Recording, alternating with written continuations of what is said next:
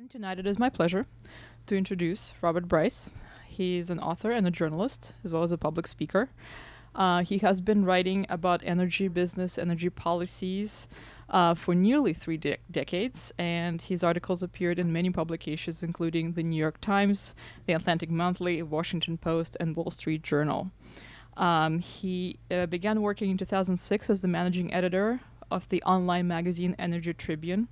From 2007 to 2008, he was also a fellow at the Institute for Energy Research, and he's now a senior fellow at the Manhattan Institute.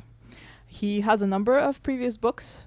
They include Power Hungry and Gusher of Lies, and tonight he's here with his new book called Smaller, Faster, Lighter, Denser, Cheaper, where he profiles innovative individuals and companies to demonstrate that they produce cheaper and more abundant energy, faster computing, lighter vehicles, and other technological benefits for the society.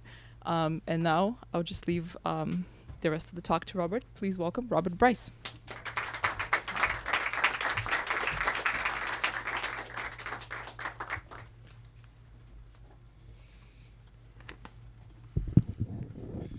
Hi, thanks for coming. Pleased to be here again. The last time I was here was in 2002 for my release of my book, my first book, Pipe Dreams, Greed, Ego, and the Death of Enron. So it's great to be back at Politics Prose.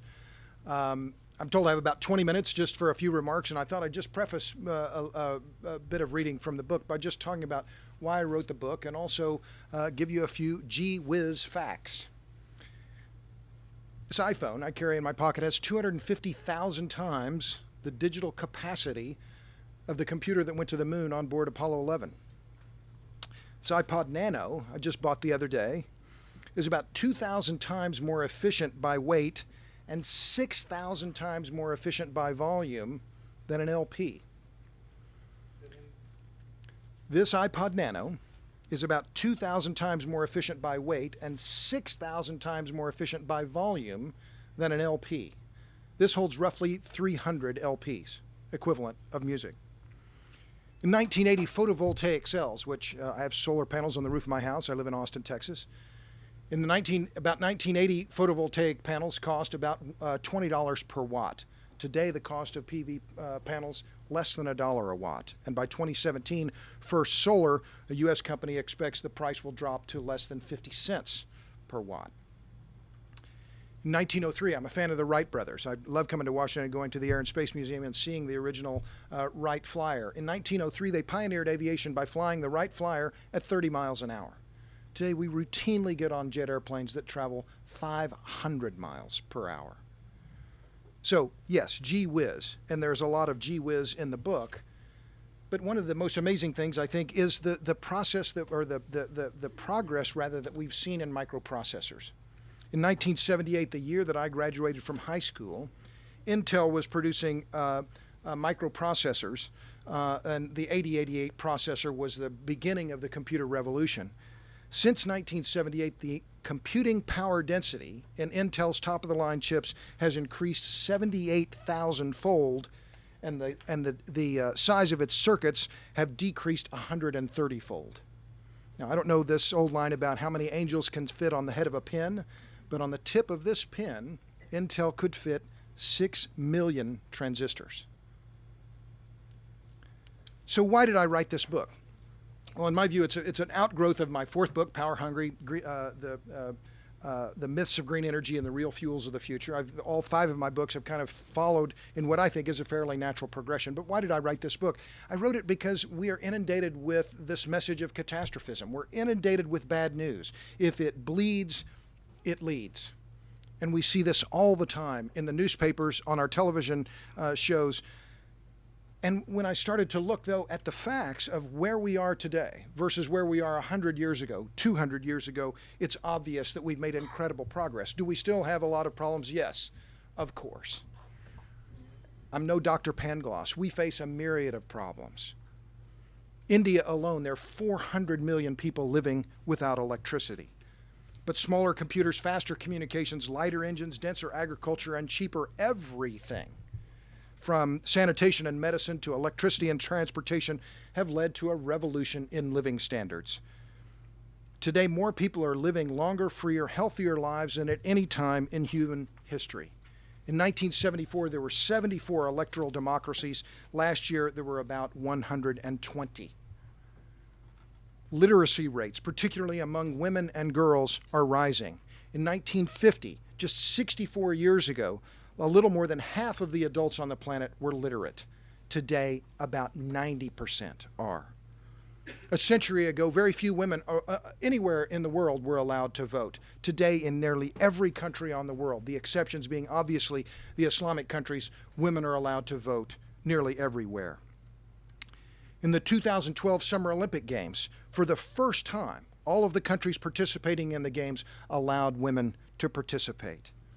Today, prejudices based on race, on gender, on sexual preference are being cast aside. Why? Because of progress. We have made incredible progress, and we're continuing to make great progress. So that's a brief preface. Let me just read a few passages from the book, and then I hope if you all have some questions, we can discuss them. And I'm going to start reading with a discussion of the Panama Canal. Panama, digging a faster, cheaper way to travel. For more than 5 centuries, humans have been surveying the Panamanian Isthmus in the relentless pursuit of a faster, cheaper way to travel. Long ocean voyages are expensive. Wages must be paid. Meals and fresh water must be supplied to passengers and crew every few hours. And the longer a ship stays at sea, the more likely it is to be damaged or sunk by bad weather. The Isthmus was the logical place to launch an attempt to cut the distance from the Atlantic to the Pacific. If a canal could be completed, a ship going from New York to San Francisco could avoid going all the way around Cape Horn, a months-long voyage of 13,000 miles. A canal could shorten the trip by 8,000 miles. A voyage from New Orleans to San Francisco via an Isthmian canal could save more than 9,000 miles. A canal would mean faster and cheaper ocean travel. The pursuit of faster, cheaper travel across the isthmus has been ongoing for the past 130 years. Indeed, the digging continues to this day. During my visit to the canal zone in August of 2013, I could hear the dynamite blasts being used to deepen and widen the canal. Dredges were actively working in the Culebra Cut, hauling yet more rock out of the narrowest section of the waterway. This year, Panama will celebrate the 100-year anniversary of the opening of the canal, a celebration scheduled to coincide with the biggest overhaul in the canal's history, a $5.2 billion widening and deepening project that will allow the world's biggest container ships to move between the Atlantic and Pacific Oceans in a matter of hours. Building the canal was the moonshot of the 19th and early 20th centuries.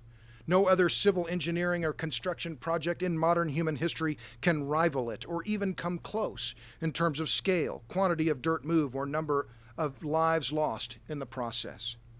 At the time the canal was built, it was both the most ambitious, most expensive, and unfortunately most deadly engineering feat ever attempted.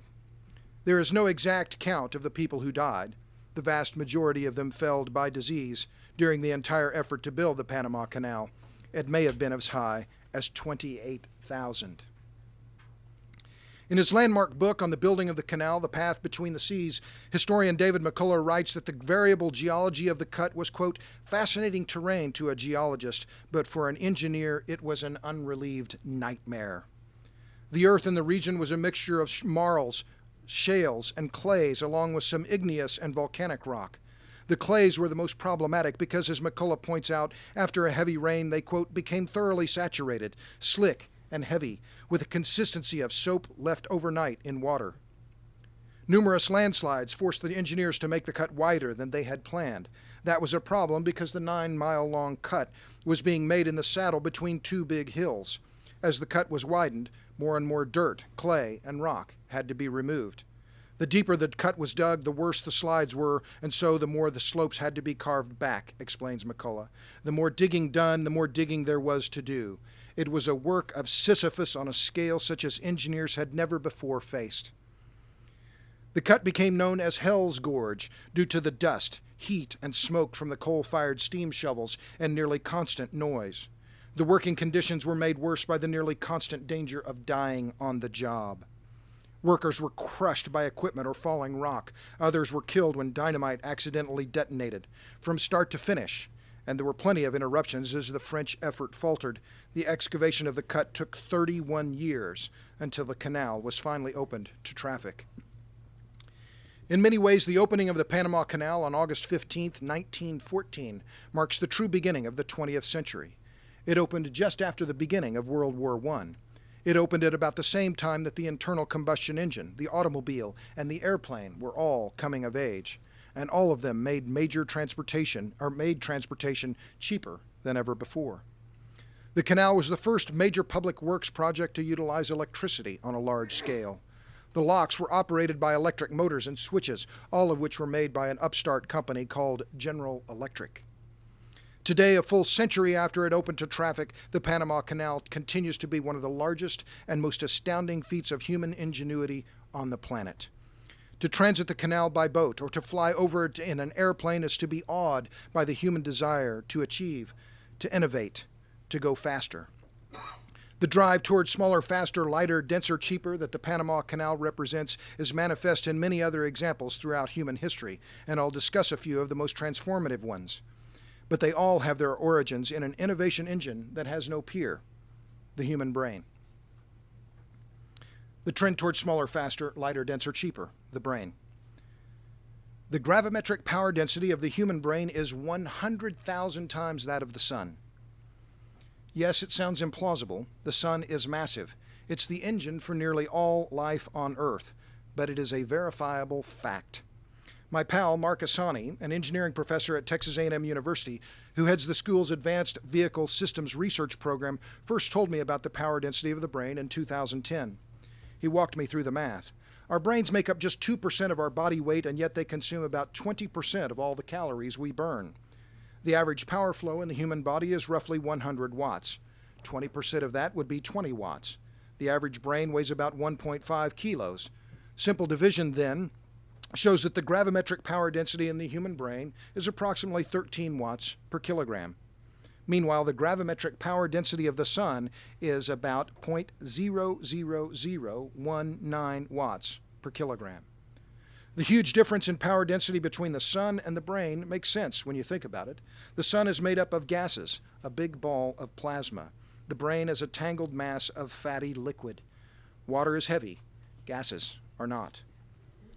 The brain is not only extraordinarily power dense, it also supports the most complex network in the universe.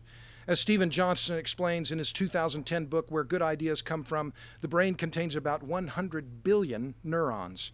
And he says the average neuron connects to 1,000 other neurons scattered across the brain, which means that the adult human brain contains 100 trillion distinct neuronal connections, making it the largest and most complex network on Earth. By comparison, Johnson points out that there are about 40 billion pages on the World Wide Web. Quote, if you assume an average of 10 links per page, that means you and I are walking around with a high-density network in our skulls that is orders of magnitude larger than the entirety of the World Wide Web. The brain has greater power density than the sun, is more complex than the internet, and yet is so compact it can fit inside the confines of a St. Louis Cardinals baseball cap. That's quite a machine. Whether this particular machine was invented by a supreme being or is the result of natural evolutionary processes, it is itself an exemplar of the trend both in nature and society toward density, toward making things smaller, faster, lighter. The engines of the economy. For all the talk about what creates economic growth and prosperity, there is one unassailable truth. The engines of the economy are engines. For centuries, businessmen, engineers, inventors, and everyday working people have been finding ways to harness more energy so that we can do more work, heat, kinetic, chemical, into motion. By doing so, we are able to produce the power we need to perform the work at hand. Engines convert energy into motion that can be used for doing work. As my friend Stan Jakuba has put it, the more we increase the energy flow through those engines, the more power we can get and the more work we can do. And the more work we can do of whatever type, the more work we want to do. The entirety of the Industrial Revolution, through the age of steam, the age of the automobile, and today's information age, can be described as the push to derive more useful power from the energy we consume. We are, all of us, power hungry. We want cheaper watts, always, everywhere. And the push to produce cheaper watts has focused on our ability to more efficiently convert the joules of energy we put into our engines into more watts. Proving that point requires us to see how engine technology has developed, and more particularly, how we have made our engines denser. The original Model T was equipped with a 2.9-liter engine that produced 22 horsepower. It weighed about 300 pounds. The result, gravimetric power density of nearly 121 watts per kilogram. That power density was 73 times that of an average horse, 12 times that of the Boulton and Watt steam engine design, and about 6 times that of the giant engine that George Corliss had introduced in Philadelphia 3 decades earlier. The engine in the Model T launched a mobility revolution. In 1908, Ford built fewer than 11,000 Model Ts. By 1916, production had hit 600,000. By 1927, Ford was making a new Model T every 24 seconds. That same year, production of the Model T was finally halted. In all, some 15 million copies of that vehicle had been sold to the public. While the Model T marks a pivotal moment in the history of the age of the automobile, the quest for power density, for higher power density in internal combustion engines was only beginning. Ford's assembly line idea, combined with the advent of electricity and more advanced manufacturing techniques, allowed engineers to design and build smaller, faster, lighter, denser, cheaper engines that could be used in everything from automobiles and airplanes to lawnmowers and weed whackers. The development of the internal combustion engine launched a race for horsepower that's ongoing to the present moment. Mobility was and is the name of the game. The quest for faster has been propelled by engines fueled by the growing abundance of cheap, refined oil products. By 1917, with World War I known as the Jenny, which was equipped with a 90-horsepower engine, while soldiers on the ground were riding in Mark 8 tanks powered by 300-horsepower engines. Less than 3 decades later, American flyers were dominating the World War II skies over Europe thanks to the P-51 Mustang, a high-performance 1,400 horsepower. In less than 70 years, American industry had gone from producing the Corliss engine, which weighed more than 50 tons and produced 1,400 horsepower, to producing an airplane that produced 21% more power and yet weighed just 6 tons. And furthermore, that aircraft could travel at speeds of more than 400 miles per hour. The quest for faster transportation meant designers had to create more powerful. Thanks to better alloys, more advanced machine tools, better lubricants, and closer tolerances, they have done exactly that. Modern engines use variable valve timing, fuel injection, and onboard computers to wring more power out of each joule of energy consumed. In the span of 2 centuries, modern society has gone from depending on Boulton and Watt steam engines capable of producing about 10 watts per kilogram to using jet turbines that are 1,500 times as powerful per unit of weight. Those engines sparked a world-changing advance in mobility. Today, consumers can easily purchase automobiles powered by engines that produce more than 900 watts per kilogram. And if they want to see cars that can go really fast, they can watch Formula One cars powered by engines with power densities of nearly 6,000 watts per kilogram. The push to wring more and more power out of smaller, lighter engines has been ongoing since the days of Newcomen and Watt, and it will continue. In 2012, according to Dennis Hubricks of Power Systems Research, some 222 million engines were manufactured worldwide. That works out to about 1 new engine per year for every 31 inhabitants of the planet. We rely on those devices to power everything from hedge trimmers to supertankers. The engines of the economy are engines, and every year those machines are getting smaller, faster, lighter, denser, cheaper. Let me just read the conclusion here and I'll stop.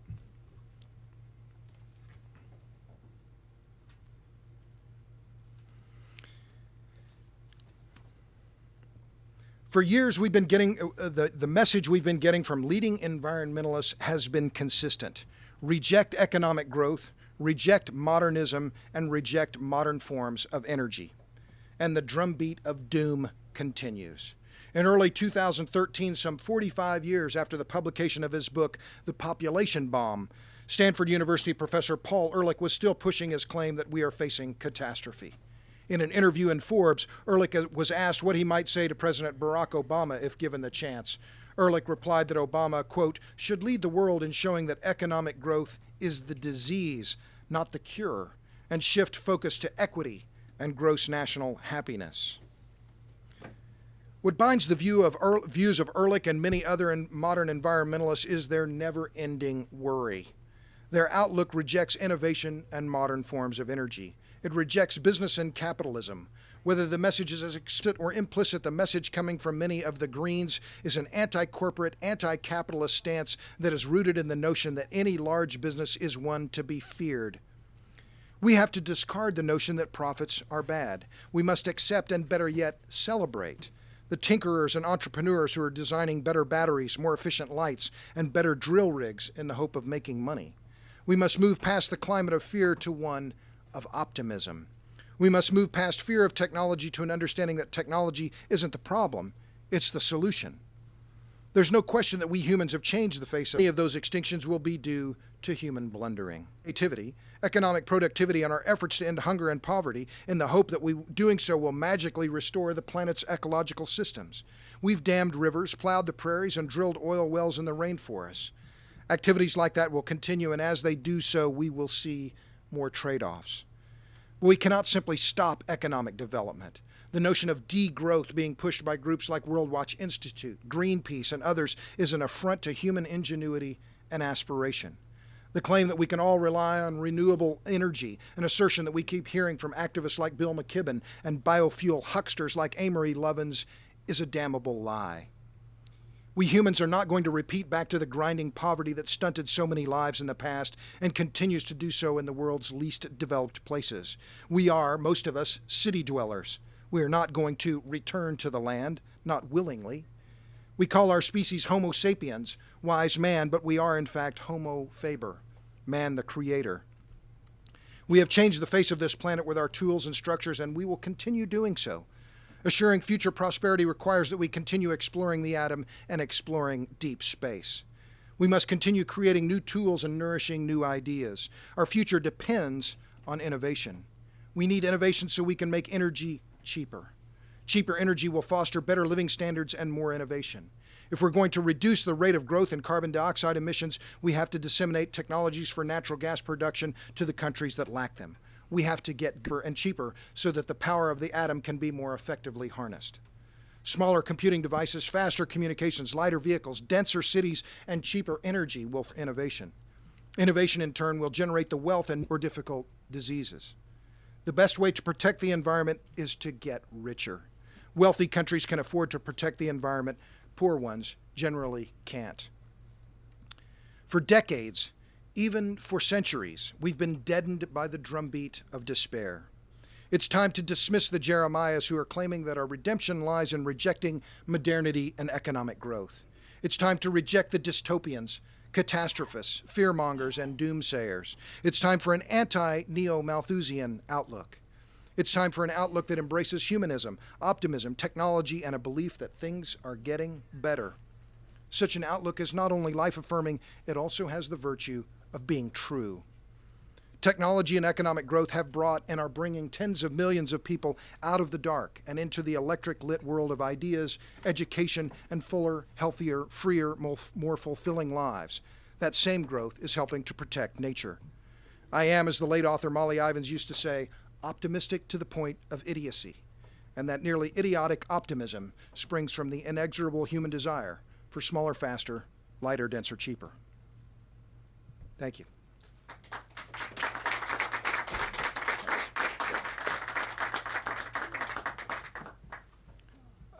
Questions, comments? They ask that you use the microphone. Okay, I guess this is on. Is that right? Sounds on. Okay, as long as you can hear me, that's the first. I can, yeah, the sure. first step, anyway. Fire away. Well, I appreciate the presentation, and I especially enjoyed the Panama Canal story. I thought that was really great. Thank you. And I don't have any major disagreements, I don't believe, with your sort of overall thesis. But there is one, to me, one troubling aspect of this increasing effectiveness, you might say, of technological innovation. A lot of your statistics and numbers sort of referred to the average. Well, first of all, you based a lot on the sort of power density, the amount of power we get per unit of weight or whatever. Sure. And then sort of by extension, it's the amount of power that the average person has per unit of weight or unit of wealth or unit of whatever.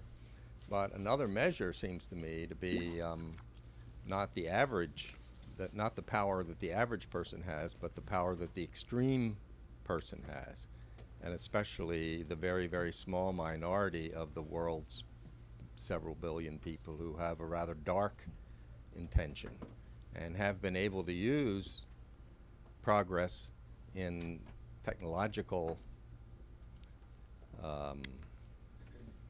capability to negative ends.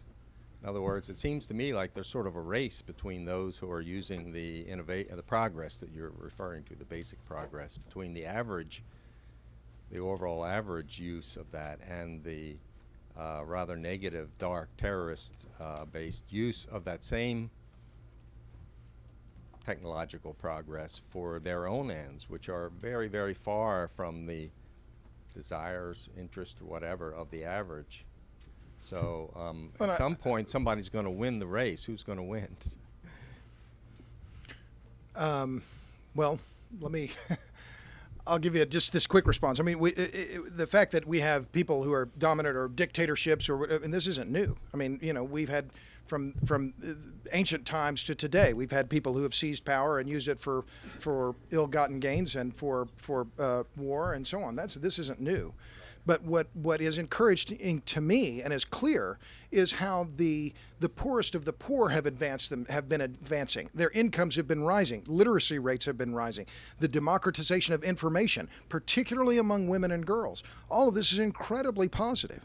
So I'm not saying that we're not facing problems. We have a myriad, and I could write this book, we could fill this whole bookstore just talking about the problems that we face. But the purpose of this book is to say, yeah, sure, we've got problems, but we have to continue innovating. We have to continue democratizing information, democratizing access to the ballot box. All of these things that are made now easier because of easier transportation, of more affordable energy. All of these things are allowing more people fuller, healthier lives. So I don't discount the points that you made, but I'm incurably optimistic. And I think that this allowing this democratization of transportation, of knowledge, of information, of communications, all of these things are incredibly positive trends. Yes, sir. Can you say some more about nuclear power and Sure, happy to. Specifically its connection with controlling global warming? Sure, happy to. I'm adamantly pro-nuclear. As I say in the book, if you're anti-carbon dioxide, and there are lots of people who are concerned about climate change, if you're anti-carbon dioxide and anti-nuclear, you are pro-blackout. Well, I'm anti-blackout. I think we need more electricity. We need cheaper electricity. Nuclear is problematic. There's no question about it. Harnessing the atom is not cheap, and it's not easy. And to expand nuclear in a dramatic way globally faces a lot of challenges. We have to deal with the waste issue. We have to have a stronger International Atomic Energy Agency. No question about it. There's a lot of focus on Iran. If you look at Iran, you look at the demographics in Iran, look at electricity generation, they need nuclear. They have huge young population that is growing, having children. Their electricity demand is accelerating rapidly. But if we're going to be serious about climate change, then we have to find some method of electricity generation that can make a dent in coal demand. Natural gas is part of that, and we've done that here in the United States. The U.S. is leading the world in reducing its CO2 emissions. But the rest of the world doesn't have the capabilities. They don't have, as I say in the book, the rigs, the rednecks, or the pipes in order to really exploit natural gas in a major way. So if we're going to be serious about climate change, we have to be serious about nuclear. And it's going to take a while, and it's going to be costly, and it's going to require a lot of cooperation internationally.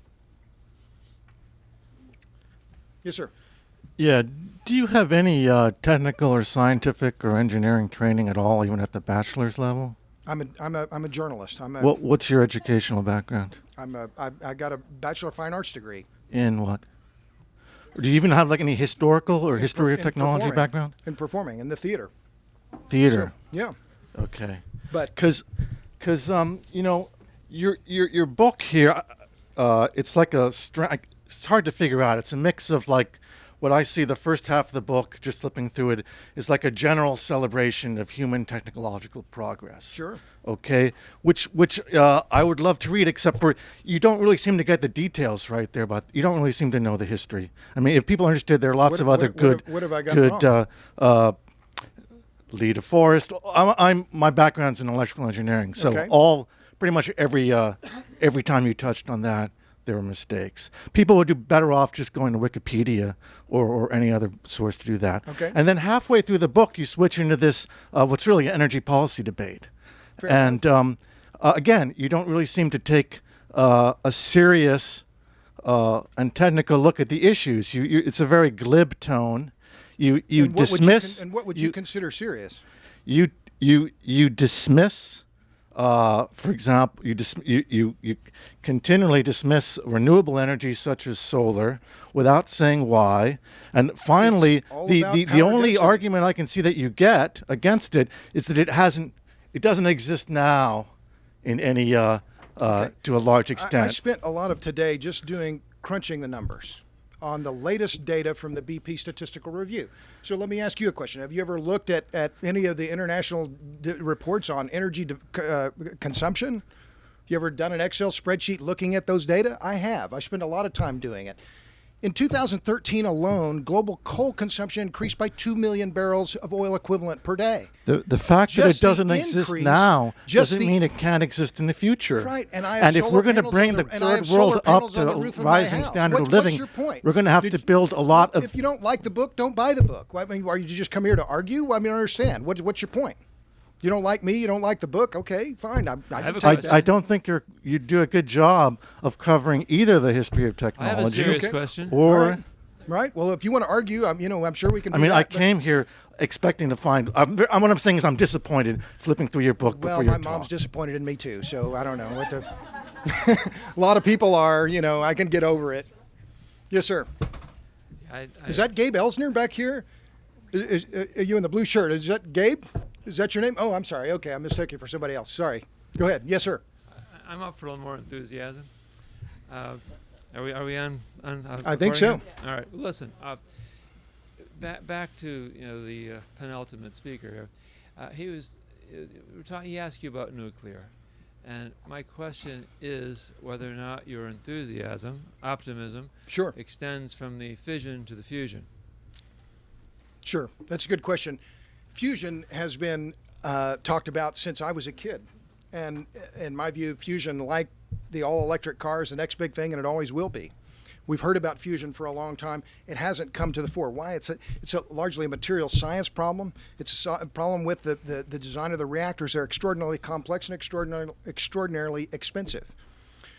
Fusion works, we don't really understand the desire for fusion, but fission works great. We have here in the U.S. 100 reactors. We're producing twice as much nuclear energy in the U.S. as France is. So fission works, and we have the technology. We figured out we need to make it safer. We need to make it cheaper. And what is encouraging, even in the wake of Fukushima, is to see how much money, particularly in venture capital, is going into new, safer, cheaper reactor designs. So Bill Gates' company, TerraPower, is one. There's another company called Terrestrial Energy based in Canada looking at molten salt reactors. There are a lot of reactor designs that are being developed now that have a great potential. But even in the best case scenario, some of these small modular reactors that are being discussed now won't come into the marketplace probably until 2022 timeframe at the most optimistic level. So there are a lot of slips between the cup and the lip, as my dad used to say, and the reactors are being developed rapidly in China, but the amount of energy that's going to be produced from nuclear in China is a tiny fraction of what China is going to be producing from coal. And so, again, if you're serious about climate change, we have to be serious about nuclear. Yes. Hi. I'm skeptical of your perspective on environment and having nuclear be the answer to it, Sure. and having technology be the answer to everything as well. But one kind of related social issue, I guess, that we're coping with right at the moment. Sure. Because as you pointed out, from the Industrial Revolution or even before that, you've had this movement forward in technology. There's no question about that. And improvement in overall people's lifestyle and so forth. The problem is, just as in the Industrial Revolution, we saw machines taking over work that people used to do. And we see that exacerbated now tremendously. We're coping right now with nobody having jobs. You know, the young people that are coming along. Do you have any response to that as far as, you know, this optimistic outlook that, okay, this is going to solve everything? And what do you have to say to that? Sure. Well, to be clear, I make the very clear in the book, I'm not saying it's going to solve everything. Technology gave us penicillin. It also gave us the AK-47. The unemployment question and the employment question is a clear one. I mean, an obvious one. But 10 years ago, 15 years ago, who had jobs as computer programmers? Who had jobs as web designers? This is an argument or a discussion, an idea that goes back to the Luddites, smashing the automated looms because they said they were going to be put out of work. Well, I get it. And there are dislocations as technologies improve, and there are technology creates dislocations. And so that's something that we have to overcome. We have to deal with. But as I say in the book too, it's one reason why I'm so optimistic on the United States. Relative to Western Europe in particular, relative to the other democracies in the world where they're facing much higher unemployment rates than we are here in the United States.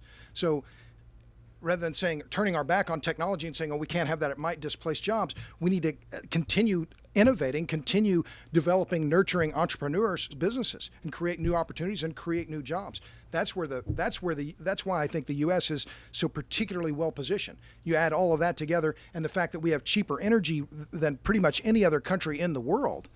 And as long as we don't make big mistakes by throwing money at stupid ideas like biofuels and covering the planet with wind turbines, the U.S. is going to be continue to be in very good shape. So I'm unapologetically optimistic about that. Yes, ma'am. Well, when you say cheaper energy, sure, it's not really cheaper because it is doing a lot of damage to the environment. And if we had a carbon tax, it would not be cheaper. You would find a lot more solar and wind and geothermal power that would be just as cheap or even cheaper.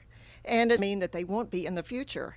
And I think especially if we manage to do something logical, like charge these companies for damaging the environment, the fossil fuel companies, which they should have been doing for years instead of getting subsidized in our free market economy, then they would not be as cheap as it is.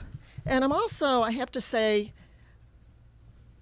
I did not enjoy at all your depiction of the environmentalist. I mean, it was very black and white. You know, people who want progress, as you term progress, which is not the way other people necessarily see progress, are the smart people, the ones who you apparently approve of, and the environmentalists, the ones who actually stop and think, is this really the way we want to continue civilization, or the ones who can actually see that there are going to be a lot of problems ahead because of some of this wonderful progress, and a lot of it is really wonderful. But they're also understanding that it really have a lot of good ideas. You may not, agree totally with Bill McKibben, but to just put him down, as somebody who doesn't know anything, I think he knows a lot. And Can I address that your last question first about McKibben? Have you read his book Earth? I haven't read that particular book, but he advocates. Okay, well, I've done the numbers. I have a chapter in the book in which I talk about it. I had a piece in the Wall Street Journal last week that talked about this very issue. So, if you do the numbers, and I'm happy to discuss the numbers, I'll give you chapter and verse. What numbers are we talking about? Global hydrocarbon use. Coal, oil, and natural gas today is 220 million barrels of oil equivalent per day. A 20-fold reduction would take us down to 11 million barrels of oil equivalent. That's currently the energy consumption of the entire country of India. There are 400 million people living in India today that don't have electricity. Any of it.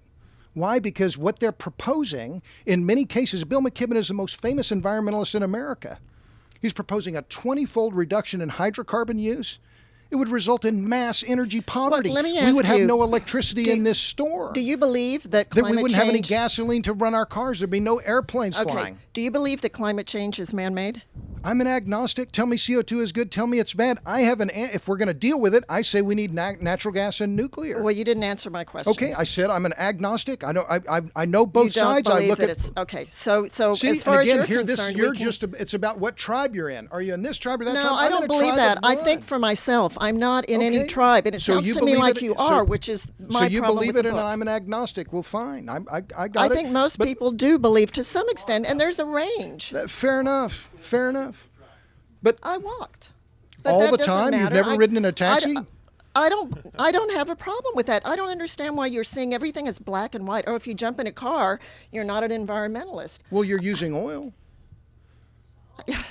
So, look, questions, the environmental issue and carbon tax. Let me address the carbon tax.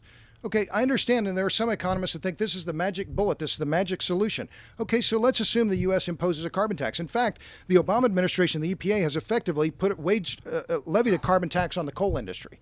They did so without the bill originating in the House, which is, in my view, it's unconstitutional, but that's a whole different discussion. But nevertheless, a carbon tax. So the U.S. puts a carbon tax on. Well, do you think China's going to do that? I Do you think think China Vietnam's is going doing to a do lot. it? I think China is watching what we're doing, and I do think that it has an impact on them. That's my opinion. So you think they're going to Obviously, stop it's not building yours. coal plants because we might No, build I don't less? think that, but they're also investing an awful lot of money in renewable fuels, much more than we are. That's just not true. It and is where true. You're saying, There- where you're getting that, do you realize I've read a in the lot last about it. 8 years, China has built roughly 400 gigawatts of coal-fired I capacity. do understand that. They've That's also the invested a US lot has in 300 renewable gigawatts. energy. They've added the United States coal fleet and then some in the last 8 years. But do you deny that they have invested a lot of money in renewable energy? A lot of money compared to the amount of money that they're putting in coal. It's a drop in the bucket, madam. I don't know that that's true. Let me give you a fact. This is a Well, fact. You can look at the BP Personally, statistical I don't believe review your if you- facts anyway. Okay, well, at you this don't have to point. believe my facts. You can look it up.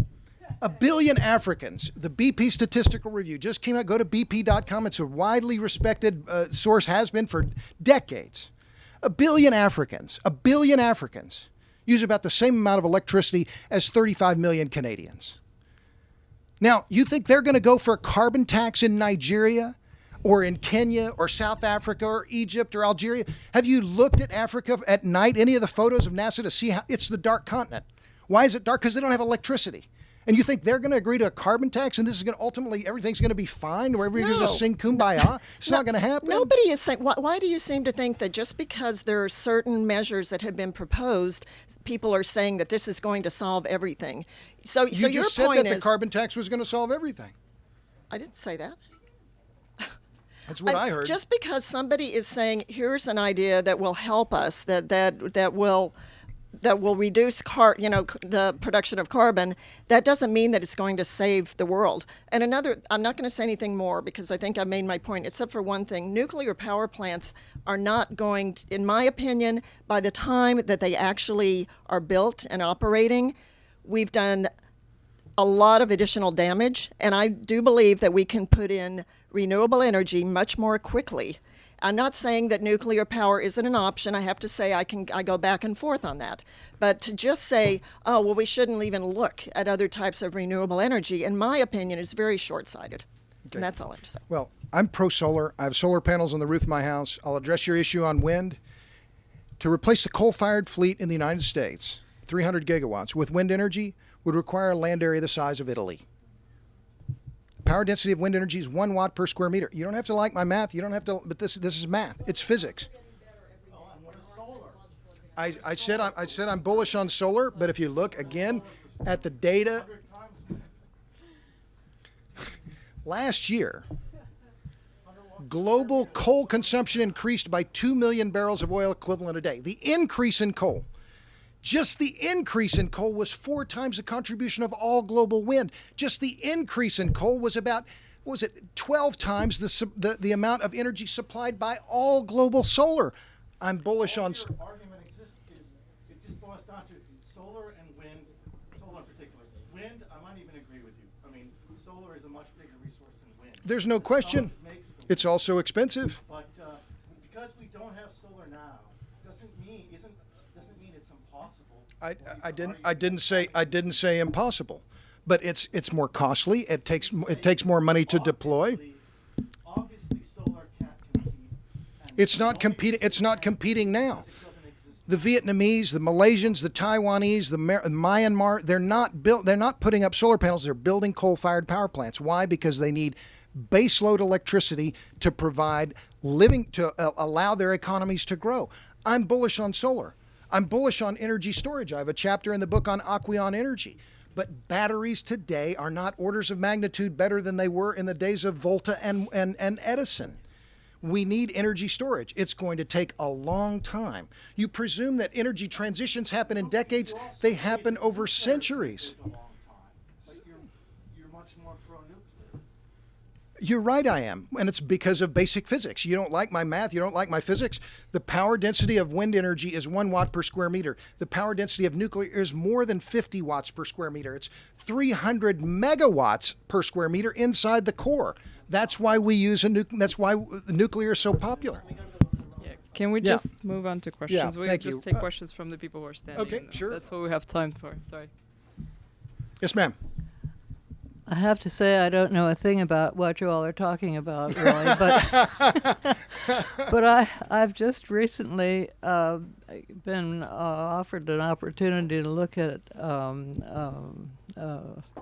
the computer. I was curious to know, are you familiar with the work that I think her name is Leslie Duan has been doing at MIT, the Transatomic Power Company that she it's a started? fascinating company, yeah. Do you address that in your book? I do. I mentioned her company in the book. Because it's amazing to me. I mean, the last thing on earth I ever thought I would be in favor of is nuclear or anything. Thought it should just be out of sight. But apparently she and a cohort, both just recent graduates, just recent PhDs from MIT, with very good backing from professors and business and everything, and a good press on it. You mentioned I don't remember, is it a salt? That's right. She has it's a molten salt reactor Molten design. salt reactor kind of thing. And interestingly enough, that company is backed by venture capitalists.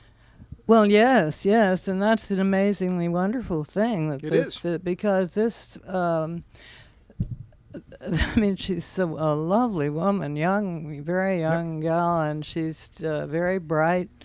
And they've worked out a system that means that using nuclear waste that we have right now on the planet that can't be got rid of for thousands of years, can be used right away to generate power, electricity. Right. Yeah. And so I'd encourage you, if any of your it's Leslie. while you're using up the waste, you are creating enough energy to, I think she said, enough electricity or enough energy to handle the next 72 years of energy for the planet. That's right. And that also uses all the waste, that's all nuclear waste that's already there. I just wondered if you could speak to that, because I didn't know a thing about it, and I think it's a wonderful idea. The name is Leslie Duan. I think it's Duwan. I'm pretty sure I mentioned her in the book, but it's not in the index.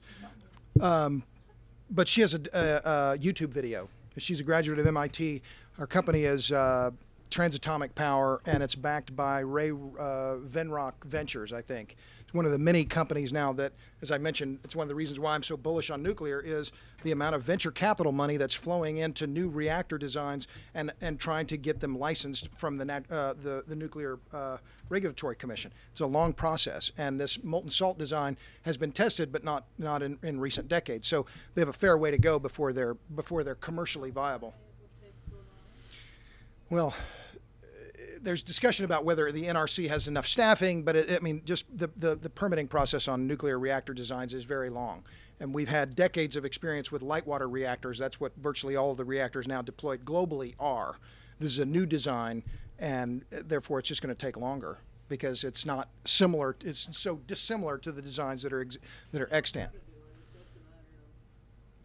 Sure. Yes, sir. Yeah, I'd like your opinion on geothermal. You know, the Sure. Context being that, well, I'm not sure exactly where Iceland fits in, but they say we're the third most blessed Right. country. I think it's Indonesia, Japan, then us. Sure. And we have a supervolcano right in the middle of our country. Right. So the question's on geothermal.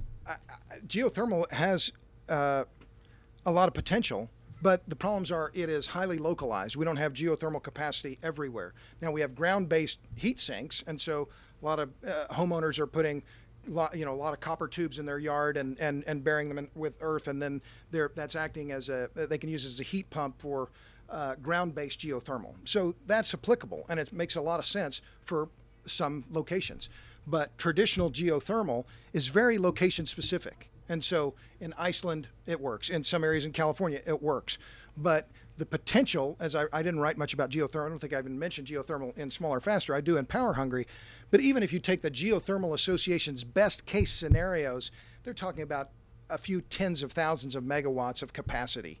And given that the U.S. has roughly 1 million megawatts of installed electric generation capacity today, it's not very much. Yes, ma'am. Is this the last one? Mm-hmm. Yeah, last Yeah. question. Thank you. Yeah, it's a three-part thing. 3 parts, okay. Last really three questions. Not really question statements.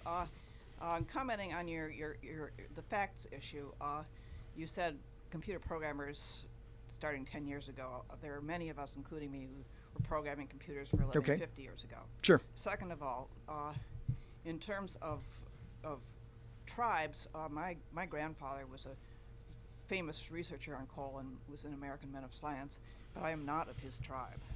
I respect what he did, but I don't necessarily agree with coal as the future the way he did. And finally, Africa.